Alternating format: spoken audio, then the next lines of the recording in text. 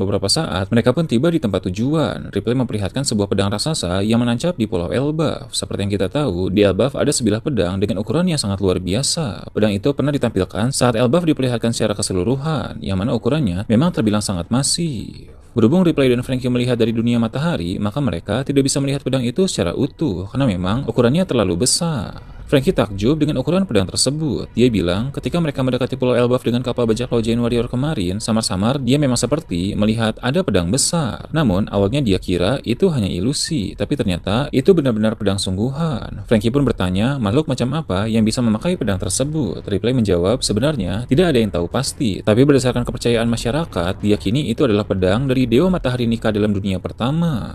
Jika itu memang benar pedang milik sang Dewa Matahari, maka dia tak bisa membayangkan seberapa besar ukuran sang dewa itu, sebab pedang tersebut saja memiliki ukuran ribuan kali lipat lebih besar dari para raksasa yang ada di sana. Jadi entah bagaimana besarnya ukuran dari sang Dewa Matahari yang bisa memakai pedang itu. Ripley lalu menambahkan, selain memakai pedang, sang Dewa Matahari juga memakai sebuah perisai. Konon dari cerita para tetua, dulu perisai Dewa Matahari ada juga di Pulau Elbaf, tapi perisai itu menghilang entah kemana pada masa lalu. Memang banyak yang mengira bahwa makna dari pedang dan perisai milik Joy Boy itu adalah sebuah perumpamaan, yaitu Luffy adalah Joy Boy, Zoro adalah pedangnya, dan Sanji adalah perisainya. Namun ternyata pedang dan perisai itu memang secara harfiah benar-benar ada. Pedang raksasa yang menancap di pohon Adam adalah pedang Joy Boy, sedangkan perisainya dulu pernah ada di Pulau Elbaf, namun kini menghilang entah kemana. Setelah itu, cerita beralih ke perpustakaan burung hantu. Setelah membaca lebih banyak bagian dari buku Harley, Robin tak henti-hentinya merasa sangat terkejut. Dia mendapatkan berbagai informasi baru yang sangat menarik dan juga unik. Walau memang banyak juga yang tidak bisa langsung dia pahami karena ditulis dalam kata-kata yang puitis dan membutuhkan waktu untuk menafsirkannya. Robin akan melanjutkan itu nanti, tapi dia berbicara dengan Shaw terlebih dahulu tentang berbagai hal penting. Salah satunya, mereka berbicara tentang One Piece yang masih sangat misterius. Menurut Robin, harta legendaris itu pasti ada kaitannya dengan perang yang akan terjadi pada dunia ketiga ini. Ketika One Piece disinggung, Shaw bilang keputusan bajak laut Topi Jerami datang ke Pulau Elbaf sudah sangat tepat. Robin pun bertanya apa maksud dari perkataan itu. Shaw pun menjawab sebab di Elbaf ada seseorang yang memegang rod poneglyph terakhir itu adalah Skopper Gaban. Menurut Shaw, saat ini Gaban dikenal sebagai pria dengan bekas luka bakar atau dalam terjemahan lain sebagai pria dengan tanda api. Seperti yang Admin bahas sebelumnya, di bagian dahi sebelah kanan Gaban sekarang memang ada sebuah bekas luka bakar dengan bentuk yang mirip dengan api. Rasanya juga sangat wajar bila Gaban menyimpan rod poneglyph terakhir karena dia adalah salah satu orang yang memahami betapa pentingnya benda itu, sehingga Gaban tahu benda itu tidak boleh jatuh ke tangan orang yang salah. Shaw bilang boleh dikatakan Gaban adalah pelindung jalan menuju One Piece, sebab tanpa mendapatkan rod poneglyph darinya, mustahil ada orang yang bisa mencapai Pulau Laugh-Tale. Robin pun bertanya, memangnya ada di mana Gaban sekarang? Robin masih belum tahu jika ternyata Gaban sudah bertemu dengan Luffy di kastil Aurus saat ini. Shaw pun bilang kepada Robin bahwa Gaban tinggal di dunia matahari, sehingga tak sulit untuk mencarinya bila meminta bantuan dari para raksasa yang tahu rumah Gaban. Memang dia juga sering pergi ke dunia luar, tapi untuk sekarang, sepengetahuan Shaw, dia sedang berada di Pulau Elbaf karena mereka bertemu beberapa waktu yang lalu. Ketika Shaw membicarakan tentang Gaban yang merupakan pria dengan bekas luka bakar dan menyimpan rod poneglyph terakhir, cerita memperlihatkan rod poneglyph tersebut sedang berada di suatu tempat yang sangat aman. Setelah itu, cerita juga menampilkan kapal hitam yang sering Gaban pakai dalam waktu belakangan ini. Sebab seperti yang kita tahu, pria dengan bekas luka bakar memang selalu berlayar memakai kapal yang berwarna hitam. Kapal hitam yang diperlihatkan ini tampak berbeda dengan kapal bajak laut Roger yang bernama Oro Jackson. Gaban memang sengaja berlayar menggunakan kapal berwarna hitam agar tidak mudah dideteksi oleh pihak lain. Karena jika Gaban menggunakan kapal Oro Jackson, tentu pihak lain terutama angkatan laut akan langsung mengetahuinya.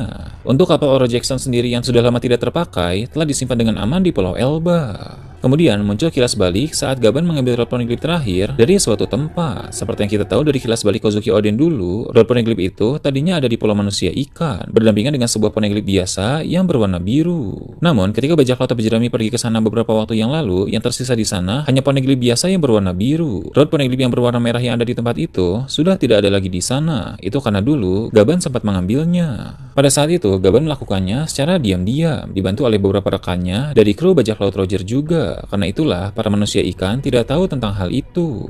Menariknya, dalam kilas balik ini, Gaban belum memiliki bekas luka bakar di dahinya, sehingga masih menjadi misteri kapan dan siapa sebenarnya orang yang melukai dahi Gaban dan memberikan bekas luka bakar itu. Kita tentu tahu bahwa Gaban adalah sosok yang sangat kuat, karena dia juga disebut sebagai tangan kiri Roger. Dulu juga dia sempat bertarung seimbang melawan Oden, maka tentu orang yang bisa memberinya luka bakar yang membekas seperti itu bukanlah orang sembarang. Di sana Vegapunk gabungan yang sedang berada di Witheria mencoba menghubungi Dragon melalui Dendenmushi yang ada di tempat itu. Namun koala di sana menjawab panggilan itu dan dia berkata bahwa Dragon sudah pergi untuk mengurus sesuatu. Dragon sedang dalam perjalanan menghadapi salah satu Gorosei yang bernama Garling Vigarland. Koala pun bilang dia akan menyambungkan panggilan itu ke Denden Mushi milik Dragon. Setelah itu, Vega Panggabungan pun terhubung dengan Denden Mushi Dragon. Pembicaraan mereka itu juga bisa didengar oleh para petinggi lain dalam pasukan revolusi karena koala sengaja membuat sambungan ini terhubung dengan semua Denden Mushi pasukan revolusi. Untuk mengingatkan kembali, Vega Panggabungan merujuk kepada Shaka, Edison, Atlas, dan Pythagoras yang telah bergabung menjadi satu tubuh dengan 4 kesadaran. Vega Panggabungan itu berkata bahwa saat ini mereka sedang berada di pulau langit artifisial yang disebut sebagai Witheria. Mereka bertemu dengan ilmuwan hebat bernama Haredas untuk membahas sebuah proyek besar. Mereka juga berencana untuk mengajak beberapa ilmuwan lainnya dalam proyek tersebut. Namun tak lama lagi, mereka juga akan bertemu dengan Dragon karena ada sesuatu yang harus dilakukan. Dragon tahu tentang hal itu, tapi dia berkata bahwa saat ini dirinya sedang ada urusan, sehingga pertemuan mereka harus ditunda lebih lama lagi. Di sini Dragon terlihat sangat percaya diri bisa menang dari Garling, sehingga dia berkata akan menemui Vega Panggabungan setelah mengalahkan Garling nanti.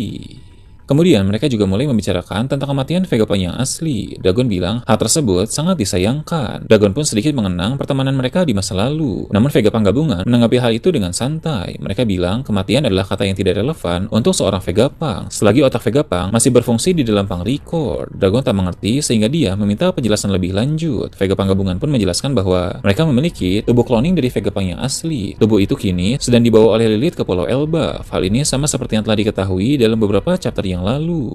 Vegapunk gabungan pun bilang Lilith berencana untuk membangun laboratorium baru di Pulau Elbaf. Jika itu berhasil dan tubuh klon Vegapunk asli dibangkitkan, maka dia akan mendapatkan kesadaran dari otaknya di Punk Record, sehingga dengan kata lain, Vegapunk yang asli akan hidup lagi. Dragon dan para petinggi pasukan revolusi yang mendengar hal itu langsung menjadi terkejut. Lindbergh sebagai ilmuwan mereka bilang bahwa rupanya ilmu yang dia miliki belum seberapa jika dibandingkan dengan ilmu Vegapunk. Kemudian Dragon menanggapi soal rencana membangun laboratorium baru di Pulau Elbaf. Menurutnya, itu adalah ide yang sangat menarik. Vegapunk gabungan lalu berkata Lilith juga berencana untuk memulihkan Kuma jika laboratorium itu sudah jadi. Dragon dan yang lain lagi-lagi merasa terkejut. Ivankov segera memotong pembicaraan dengan bertanya, apakah Kuma benar-benar bisa pulih kembali? Vegapunk gabungan pun berkata, kemungkinan itu tetap ada, jadi nanti mereka akan mencoba. Kembali ke Pulau Elbaf, diperlihatkan pesta di desa barat. Di sana ada seorang utusan dari dunia surga yang datang menemui Jarul. Dia bilang ada bangsawan dunia surga yang ingin menemui Jarul untuk membicarakan sesuatu. Usopp pun penasaran tentang dunia surga. Dia bilang pasti sangat menarik jika pergi ke tempat itu. Namun utusan dari kerajaan itu bilang orang luar tidak bisa datang sembarangan. Bahkan untuk para raksasa dari dunia matahari sekalipun harus mendapat izin dulu untuk datang ke sana. Brook yang juga mendengar itu bisa melihat kekecewaan di wajah Usopp. Brook pun memanggil Usopp, Sanji, dan Jinbei. Dia berbisik, bagaimana jika mereka diam-diam menyusul ke dunia surga? Lagi pula, mereka adalah bajak laut, jadi tak perlu izin untuk berpetualang. Awalnya, Sanji menolak ide ini, tapi Brook berkata bahwa di sana pasti ada banyak bangsawan raksasa yang cantik. Sanji pun langsung bersemangat dan bersiap menyusul